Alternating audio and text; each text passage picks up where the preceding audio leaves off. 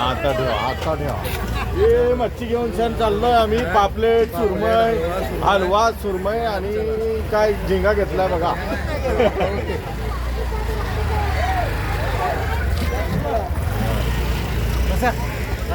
घेतला ना?